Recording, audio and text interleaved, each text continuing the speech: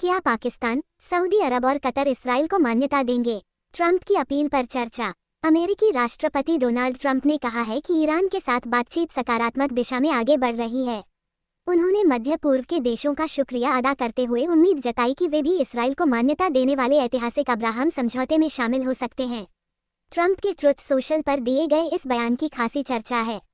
Trump के बयान के बाद अमेरिकी सेनेटर लिंडसे ग्राहम ने सोशल मीडिया प्लेटफॉर्म एक्स पर इसका समर्थन करते हुए लिखा, अगर बातचीत के जरिए ईरान अमेरिका संघर्ष का मामला सुलझ जाता है और क्षेत्र के अरब और मुस्लिम सहयोगी अब्राहम समझौते में शामिल हो जाते हैं तो यह मध्य पूर्व के इतिहास में सबसे असरदार समझौता होगा। हालांकि ट्रंप ने अपने संदेश में किसी देश का नाम नहीं लिया, लेकिन ग्राहम ने इस सिलसिले में सऊदी अरब, कतर और पाकिस्तान का जिक्र किया। ग्राहम ने चेतावनी दी कि अगर ये देश ऐसा नहीं करते हैं तो भविष्य में हमारे संबंधों पर गंभीर असर पड़ सकता है। इस चेतावनी के बाद यह मुद्दा सोशल मीडिया पर चर्चा का विषय बन गया है। पाकिस्तान, सऊदी अरब और कतर के यूजर्स ने सोशल मीडिया पर इस पर काफी प्रतिक्रिया दी है। कई लोगों ने ग्राहम की आलोचना की है कि वो इन देशों पर इसराइल को मान्यता देने के लिए दबाव कैसे डाल सकते हैं। मुस्लिम देशों के नेताओं ने ट्रंप के साथ फोन पर क्या चर्चा की? गौरतलब है कि रविवार को ट्रंप ने पाकिस्तान, सऊदी अरब, तुर्की, कतर, मिस्र, संयुक्त अरब अमीरात और जॉर्डन के नेताओं से फोन पर बातचीत की थी। इनमें पाकिस्तान के फील्ड मार्शल आसिम मुनीर और सऊदी अरब के क्राउन प्रिंस मोहम्मद बिन सलमान भी शामिल थे। ट्रंप ने कहा था कि ईरान के साथ बातचीत में हुई प्रगति के बारे में इसराइल को बता दिया गया है। ट्रंप के मुताबिक समझौते को अंतिम रूप दिया जा रहा है और जल्द ही इसकी घोषणा की जा सकती है। अरब और मुस्लिम देशों के नेताओं के साथ ट्रंप की हुई चर्चाओं का पूरा ब्यौरा तो उपलब्ध नहीं है, लेकिन ट्रंप के मुताबिक बैठक के दौरान ईरान के साथ शांति के लिए सहमति पत्र के सभी पहलुओं पर चर्चा हुई। ट्रंप ने कहा कि समझौते में कई पहलू शामिल हैं। इनमें होर्मुज स्ट्रेट से समुद्री यातायात की बहाली भी शामिल है। पाकिस्तान के प्रधानमंत्री शहबाज शरीफ ने शांति स्थापित करने के लिए ट्रंप की असाधारण कोशिशों के लिए उन्हें धन्यवाद दिया है। उन्होंने कहा, फील्ड मार्शल सैयद आसिम मुनीर ने टेलीफोन पर बातचीत में पाकिस्तान का प्रतिनिधित्व किया और मैं इस पूरी प्रक्रिया में उनके अथक प्रयासों की सराहना करता हूं। शहबाज शरीफ ने एक्स पर लिखा, इससे क्षेत्र में शांति प्रयासों को आगे बढ़ाने के तरीकों पर चर्चा करने का अहम मौका मिला। पाकिस्तानी पीएम ने उम्मीद जताई कि उनका देश जल्द ही अगले दौर की बातचीत की मेजबानी करेगा। इस बीच सऊदी प्रेस एजेंसी SPA ने कहा कि फोन पर हुई बातचीत में हाल के घटनाक्रमों पर चर्चा हुई। इसमें ट्रंप की तारीफ की गई और कतर और पाकिस्तान के मध्यस्थता की कोशिश को सराहा गया। न्यूज़ प्लेटफॉर्म एक्सियोस ने फोन कॉल के बारे में जानकारी रखने वाले 2 अमेरिकी अधिकारियों का हवाला देते हुए बताया कि ट्रंप ने कई अरब और मुस्लिम देशों से कहा कि अगर ईरान के साथ युद्ध समाप्त करने के लिए कोई समझौता हो जाता है तो वह चाहते हैं कि ये देश इसराइल के साथ शांति समझौते पर दस्तखत करें। रिपोर्ट में एक अमेरिकी अधिकारी के हवाले से दावा किया गया है कि सऊदी अरब, कतर और पाकिस्तान के नेता ट्रंप के अनुरोध से हैरान थे। इन तीनों का इसराइल से संबंध नहीं है। फोन पर सन्नाटा छा गया और ट्रंप ने मजाक में पूछा कि क्या वे कॉल पर मौजूद हैं या नहीं। अब तक इन देशों ने औपचारिक रूप से कॉल के ब्यौरे साझा नहीं किए हैं और न ही ट्रंप की ओर से इस तरह की बातचीत की कोई पुष्टि हुई है। गौरतलब है कि पिछले नवंबर में व्हाइट हाउस में सऊदी क्राउन प्रिंस मोहम्मद बिन सलमान के साथ एक बैठक के दौरान ट्रंप ने इसराइल को मान्यता देने की सलाह दी थी। छोड़कर कंटेंट आगे बढ़ें। इसराइल को लेकर क्या इस्लामिक देश एकजुट हो पाएंगे? 12 अक्टूबर 2023। बहरीन से बड़े फैसले की खबर, इसराइल ने दी सफाई। 3 नवंबर 2023। मुस्लिम देश लिंडसे ग्राहम की चेतावनी से नाराज। रिपब्लिकन सेनेटर लिंडसे ग्राहम को ट्रंप के प्रमुख सहयोगियों में से एक माना जाता है।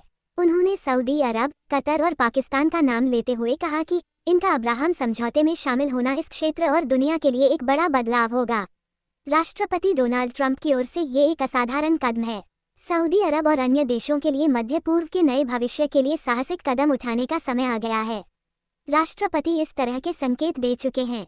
ग्राहम को उम्मीद है कि ये देश अब्राहम समझौते में शामिल होंगे, जिससे अरब इसराइल संघर्ष समाप्त हो जाएगा। सऊदी अरब या पाकिस्तान की ओर से ग्राहम के संदेश पर कोई औपचारिक प्रतिक्रिया नहीं आई है, लेकिन इस पर तीखी प्रतिक्रियाएं हुई हैं। दोनों ही देश इसराइल को मान्यता नहीं देते और संयुक्त अरब अमीरात के उलट इसराइल के साथ उनके राजनयिक संबंध भी नहीं हैं। इस पर प्रतिक्रिया देते हुए पाकिस्तानी पत्रकार हामिद मीर ने एक्स पर लिखा, कुछ दिन पहले ग्राहम पाकिस्तान के खिलाफ जहर उगल रहे थे। अचानक वो पाकिस्तान की तारीफ कर रहे हैं।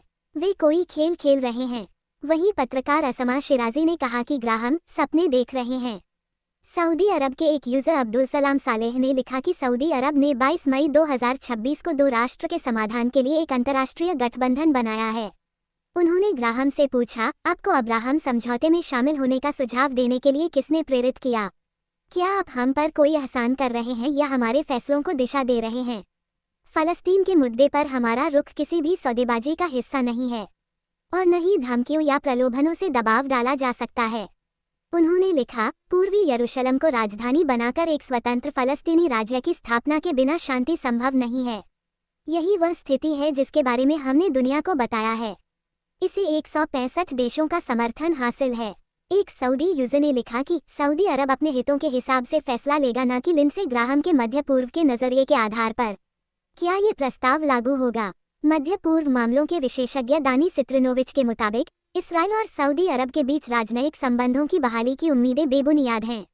उन्होंने कहा कि इस संदर्भ में फलस्तीनी मुद्दे को पूरी तरह से नजरअंदाज करना संभव नहीं है। इस अपेक्षा को बार बार दोहराने से मध्य पूर्व की रणनीतिक वास्तविकता नहीं बदलेगी। उनका मानना है कि किसी न किसी मोड़ पर इस्राएली नीति निर्माताओं और जनता दोनों को एक बुनियादी हकीकत का सामना करना पड़ेगा। अरब जगत, खासकर सऊदी अरब के साथ संबंधों को सामान्य बनाने के लिए फलस्तीनी मुद्दे पर सार्थक प्रगति की जरूरत होगी। केवल प्रतीकात्मक कदम से काम नहीं चलेगा, ठोस राजनीतिक तरक्की की जरूरत होगी। थिंक टैंक कार्नेगी एंडोमेंट के इरविन डेविड मिलर ने कहा, इससे कमजोर तर्क शायद ही कोई हो। खाड़ी देशों का ध्यान सुरक्षा और स्थिरता पर केंद्रित होगा। ये कदम संयुक्त अरब अमीरात ने अकेले उठाया है और कुछ ही देश इसका पालन करेंगे। इसराइल की मौजूदा सरकार को देखते हुए यह मानना अविश्वसनीय लगता है कि अब संबंध सामान्य हो सकेंगे। इस बीच पाकिस्तानी पत्रकार जफर नकवी चाहते हैं कि पाकिस्तान इस पर आधिकारिक प्रतिक्रिया दे, क्योंकि ये बहुत खतरनाक संकेत हैं। गौरतलब है कि पाकिस्तानी रक्षा मंत्री ख्वाजा आसिफ ने अप्रैल में इसराइल की आलोचना करते हुए इसे कैंसर करार दिया था। उन्होंने आरोप लगाया था कि इसराइली अभियानों में निर्दोष नागरिक मारे जा रहे हैं। पहले गाजा में, फिर ईरान में और अब लेबनान में रक्तपात का एक अनियंत्रित प्रवाह दिख रहा है। इसराइली प्रधानमंत्री कार्यालय ने इस बयान की निंदा करते हुए कहा था, पाकिस्तान के रक्षा मंत्री की ओर से इसराइल को खत्म करने की अपील बेहद भड़काऊ है। यह एक ऐसा बयान है जिसे कोई भी सरकार मंजूर नहीं कर सकती, खासकर ऐसी सरकार जो खुद को शांति के लिए निष्पक्ष मध्यस्थ होने का दावा करती है। पाकिस्तान और सऊदी अरब की तरह कतर भी इसराइल को मान्यता देने से इनकार करता है। सितंबर 2025 में इसराइल ने कतर में हमास के खिलाफ ड्रोन हमला किया था। 2020 में कतर के विदेश मंत्री ने एक इंटरव्यू में कहा था, इसराइल के साथ शांति समझौते के लिए पहले एक ऐसे फलस्तीनी देश की स्थापना जरूरी है, ऐसा देश जो फलस्तीनियों को मंजूर हो। BBC के लिए कलेक्टिव न्यूज़रूम की ओर से प्रकाशित।